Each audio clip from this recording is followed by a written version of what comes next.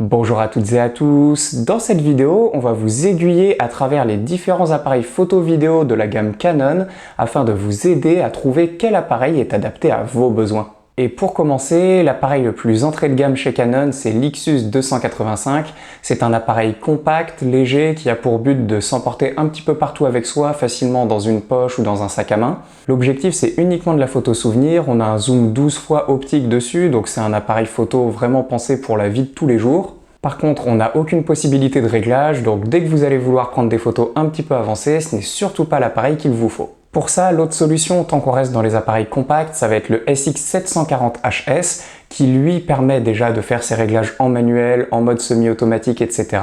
Encore une fois, on reste sur du compact, donc du tout petit capteur. Là, l'objectif, c'est surtout de pouvoir faire de la photo souvenir avant tout. Puisque si on veut commencer à faire de la photo avec une recherche un petit peu plus esthétique, essayer d'avoir de belles images, etc., à ce moment-là, on a des appareils un petit peu plus évolués, toujours dans la gamme compacte chez Canon, qui vont beaucoup mieux y répondre. Le premier d'entre eux, c'est le G7X Mark III. C'est un appareil qui est très populaire, beaucoup d'influenceurs en ont parlé. L'avantage qu'il a, c'est qu'il est très compact et en même temps, il transporte un capteur 1 pouce à l'intérieur, donc un capteur déjà beaucoup plus grand que les compacts standards. Ça permet d'avoir une meilleure qualité d'image, on a un zoom équivalent 4 fois en optique, donc un petit zoom, mais ça vous fait à peu près un équivalent 25-100 mm.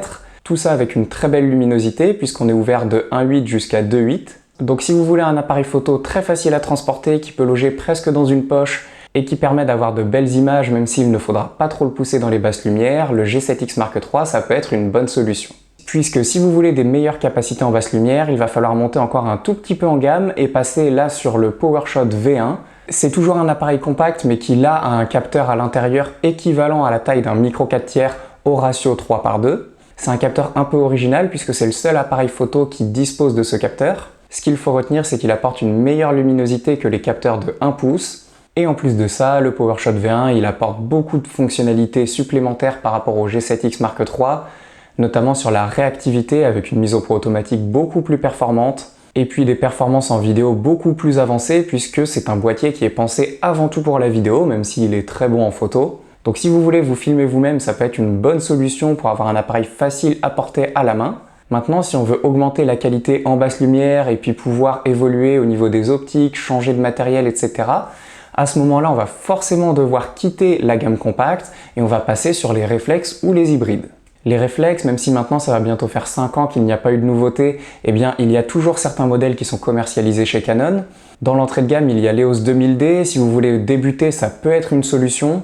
Je ne vous le conseille pas forcément puisque sa construction très plastique fait un petit peu peur niveau durabilité et puis surtout les réflexes entrée de gamme avaient des capacités bien inférieures aux hybrides entrée de gamme puisque le miroir était quand même très limitant pour ce budget-là. Si vous le trouvez d'occasion, par contre, ça peut être une vraiment bonne solution parce que pour un budget très contenu, vous avez un appareil photo avec un capteur APS-C qui est déjà très intéressant pour avoir de belles photos et bien débuter dans ce domaine-là. Par contre, si vous filmez, je vous le déconseille complètement, les réflexes c'est vraiment pas optimal. Et si vous êtes prêt à mettre un tout petit peu de budget, il y a un appareil beaucoup plus adapté pour vous chez Canon, à savoir l'EOS R100. Là, on passe sur un appareil hybride, donc on a une réactivité au niveau de la mise au point qui est beaucoup plus grande, beaucoup plus fiable. Ça va donc permettre de travailler en mise au point automatique avec beaucoup plus de facilité.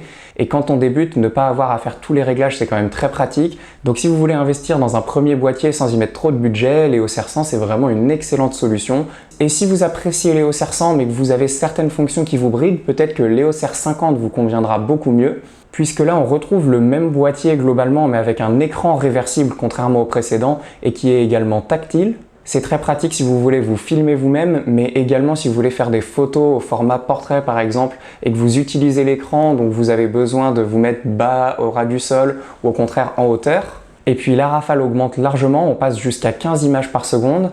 Donc si vous faites de la photographie sportive ou animalière, l'EOS R50 sera beaucoup plus adapté. Par contre, on reste sur un petit boîtier très compact avec un grip assez peu prononcé pour la main. Donc ça reste des boîtiers qui ne sont pas pensés pour être mis avec des grosses optiques, même si on peut toujours le faire. Ce qui fait que si vous faites de l'animalier ou du sport ou des choses où vous avez besoin d'aller voir loin, ce ne seront pas les deux boîtiers qui seront pensés pour cette utilisation-là. Il vaudra mieux passer sur le modèle suivant, à savoir l'EOS R10. puisque l'EOS R10, en plus des avantages dont on vient de parler, il apporte également beaucoup de molettes de réglage, beaucoup de personnalisation possible sur le boîtier, ce qui rend l'utilisation du mode manuel beaucoup plus intuitive, beaucoup plus pratique. Donc si vous travaillez dans ce mode, il vaudra vraiment mieux favoriser l'EOS R10 au R50 ou au R100. En rafale, vous montez jusqu'à 23 images par seconde, vous commencez à avoir de la 4K à 60 images par seconde, donc des performances vraiment poussées en vidéo également. C'est un peu le premier boîtier très polyvalent de chez Canon où il y a assez peu de compromis. Les compromis sont plutôt sur la résistance, on va en parler juste après avec le prochain modèle. Parce que si on parle juste de possibilités de prise de vue, entre la réactivité du boîtier, les performances en vidéo et toute la personnalisation possible, vous avez de quoi prendre à peu près tous les types d'images avec un EOS R10. Par contre, si vous êtes 100% vidéo, il y a un autre boîtier qui sera peut-être un peu plus intéressant pour vous, c'est l'EOS R50V.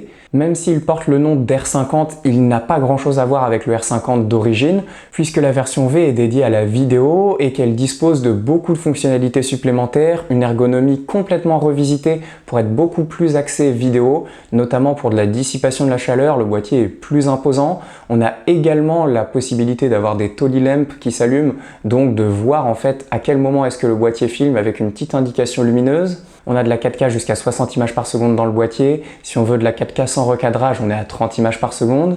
On a du 422 10 bits en interne, du log, le C-Log 3. On a vraiment un petit peu tout ce qui peut nous intéresser pour faire de la vidéo de manière assez avancée dans un boîtier APS-C qui reste dans du entrée milieu de gamme, on va dire, chez Canon. Donc si vous êtes vraiment axé vidéo et pas très photo, la version la plus optimisée pour vous chez Canon, ça sera l'EOS R50V, mais pour autant il est quand même capable de prendre des photos si vous en avez besoin à un moment ou à un autre. Et puis le Nec Plus Ultra vraiment de chez Canon, le boîtier un peu phare en APS-C, c'est l'EOS R7, c'est le boîtier qu'ils ont désigné comme le remplaçant de leur 7D Mark II, qui était un boîtier iconique en réflexe. C'est le boîtier dédié à la photo sportive, la photo animalière historiquement dans la marque. Celui-ci ne déroge pas à la règle puisqu'on va retrouver une rafale jusqu'à 30 images par seconde. On va retrouver un mode pré-rafale qui permet d'avoir une photo un petit peu avant le déclenchement, donc très pratique pour des situations imprévisibles en animalier par exemple. Et les grosses différences par rapport à l'EOS R10, qui est donc le modèle en dessous sur la gamme photo-vidéo, eh bien ça va être la batterie qui passe sur une LPE7, donc une batterie qui dure beaucoup plus longtemps au niveau de son autonomie. Un capteur qui devient stabilisé, donc quand on travaille avec des temps de pause assez lents, les tremblements vont être fortement réduits par ce capteur. Et puis l'appareil est tropicalisé, il résiste donc plus facilement aux intempéries que les autres appareils dont on a parlé auparavant. C'est donc un boîtier vraiment pensé tout terrain. La seule vraie limite, on va dire, qu'on va trouver dedans, c'est son capteur APS-C, donc d'une taille un petit peu plus petite que les capteurs dont on va parler juste après. Ce qui fait qu'en basse lumière, vous avez des performances qui vont être un petit peu moins bonnes puisque dès qu'on va monter dans la sensibilité, qu'on va augmenter les ISO, on va avoir du bruit qui va être beaucoup plus prononcé que si on était sur un capteur avec un plus grand format. Et c'est pour ça que si on veut avoir de meilleurs résultats en basse lumière, on va plutôt s'orienter sur la gamme suivante et on commence notamment par l'EOS R8 chez Canon. C'est un boîtier très performant en basse lumière puisqu'on retrouve un capteur plein format, ce qui va être le cas pour tous les autres appareils dont on va parler par la suite. Il a de très bonnes performances au niveau de la mise au point, une très bonne rafale, des bonnes performances en vidéo. Par contre, les vraies limites qu'on va retrouver sur ce boîtier, eh bien, ce sont un peu les mêmes que l'EOS R10. C'est un peu une version plein format de l'EOS R10 puisqu'on retrouve la LPE17, donc une batterie avec moins d'autonomie, le capteur n'est pas stabilisé et on n'a pas de tropicalisation. Donc c'est un boîtier qui va correspondre à des personnes qui ont besoin de performance en basse lumière et en mise au point automatique, mais sans besoin de grande résistance. C'est donc plus adapté à des personnes qui peuvent vraiment faire attention à leur matériel et qui ne le malmènent pas trop. Typiquement, ça peut être un très bon boîtier pour de la photographie de mariage ou de portrait, où souvent on est dans des situations posées et donc l'appareil ne prend pas beaucoup de risques. Par contre, si vous faites de l'animalier, si vous faites du sport, que vous êtes amené régulièrement à l'amener dans des climats compliqués ou tout simplement à beaucoup vadrouiller avec et pas toujours en prendre un très grand soin, à ce moment-là, il vaudra mieux passer sur des appareils un petit peu plus haut de gamme, même si évidemment on vous conseille toujours de prendre soin de votre matériel, c'est ce qui permettra qu'il dure le plus longtemps possible. À ce moment-là, le premier boîtier qui répondra un peu mieux à vos besoins, ça sera l'EOS R6 Mark II, qui emporte toujours un capteur plein format, mais qui l'a stabilisé, tropicalisé, avec la batterie LPE7, donc avec une très bonne autonomie. On retrouve toujours une rafale très élevée, on monte jusqu'à 40 images par seconde dans ce cas-ci. On a un mode pré-rafale, on a vraiment tout ce que l'on peut vouloir dans un boîtier pour être très performant, avec un capteur 24 millions de pixels, donc un capteur assez standard en plein format. Et vous avez peut-être pu remarquer que depuis le début, on ne vous parle pas de prix, tout simplement parce que les prix évoluent très régulièrement et que cette vidéo, selon le moment où vous la regardez, les prix ne seront plus forcément les mêmes que ceux au moment où on filme. Donc si un des appareils vous intéresse et que vous voulez en connaître le prix, on vous invite à aller voir dans la description, on a mis le lien de tous les appareils. Et si vous commandez sur le site Camara avec la boutique Cholet, donc depuis un de nos liens, vous supportez le travail que l'on fait sur cette chaîne, donc on vous en remercie grandement. Maintenant, en montant un petit peu en budget, on peut retrouver le 5D Mark IV.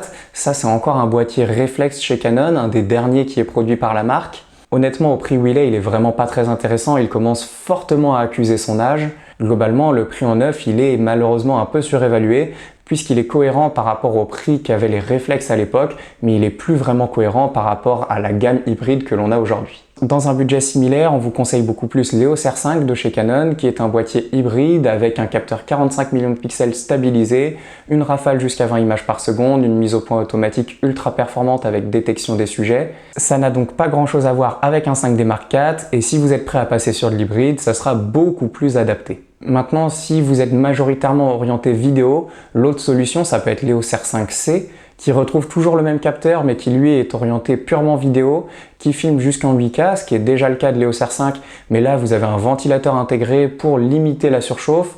Ça, c'est très important en vidéo, et puis vous pouvez également filmer en 4K jusqu'à 120 images par seconde, ce qui est souvent plus utile que la 8K. La seule chose à bien prendre en compte avec ce boîtier, c'est qu'il est extrêmement imposant, donc il n'est pas du tout pensé pour du tournage léger. On commence tout de suite à ressembler à une mini caméra. Par contre, si vous voulez un appareil beaucoup plus tout-terrain, eh bien il y a l'EOS R5 Mark II, on monte encore un petit peu en gamme, mais là on se retrouve avec un capteur empilé à l'intérieur, donc un capteur qui va beaucoup plus vite à lire l'action, ce qui permet d'avoir beaucoup moins de déformations. C'est très utile en photo sportive, en photo animalière ou même en vidéo dès qu'il y a beaucoup de mouvements. Ça vous supprime tout simplement les effets de rolling shutter qu'on voit parfois dans les images. Et vous avez les dernières performances de mise au point automatique de chez Canon, notamment avec la détection de certains modes de sport. On commence à voir une évolution à ce niveau-là. Globalement, c'est probablement un des boîtiers qui se fait de mieux chez Canon actuellement. Puisque si on monte en gamme, on va passer sur les EOS R3, EOS R1 et un DX Mark III. Les trois sont des boîtiers très avancés qui sont vraiment pensés comme les fleurons de la marque. Ils sont pensés pour de la photo de sport, photo animalière, vraiment en grande majorité. Ce sont les boîtiers que les agences de presse utilisent notamment puisqu'ils ont toute la connectique pour transférer les images le plus rapidement possible. On a une ergonomie monobloc, donc avec une double poignée intégrée dans le boîtier, c'est-à-dire qu'on a la poignée sur le côté mais également en dessous pour travailler en format portrait beaucoup plus facilement. L'Index Mark III, c'est la version réflexe de cette gamme. Elle commence à nouveau à accuser un petit peu son âge. Globalement, c'est l'appareil le moins performant des trois puisqu'il va être vraiment équivalent à un EOS R3 lorsqu'on l'utilise en mode écran. Par contre, dès qu'on utilise le viseur, on est légèrement bridé par le miroir. Si vous n'avez pas absolument besoin d'un réflexe pour une raison ou une autre, l'EOS R3 sera bien plus adapté que l'Index Mark III. Et en plus, l'EOS R3 va vous coûter beaucoup moins cher que l'Index Mark III. Maintenant, l'EOS R1, ça va être, si vous voulez, vraiment le max du max de chez Canon. Vous avez un capteur empilé encore un petit peu plus rapide que sur l'EOS R3. Vous avez des modes de mise au point automatique qui sont encore un petit peu plus poussés, mais globalement, entre un R3 et un R1, les différences restent assez faibles et un R3 reste une excellente solution. Maintenant, évidemment, quand on est à ce niveau de gamme-là, il y a beaucoup d'autres options qui rentrent en compte et c'est pour ça que si ça vous intéresse d'en savoir plus, que ce soit sur ces appareils ou sur des appareils plus entrée de gamme chez Canon ou chez d'autres marques, on vous invite à nous contacter, les coordonnées sont dans la description. Bonne journée à toutes et à tous!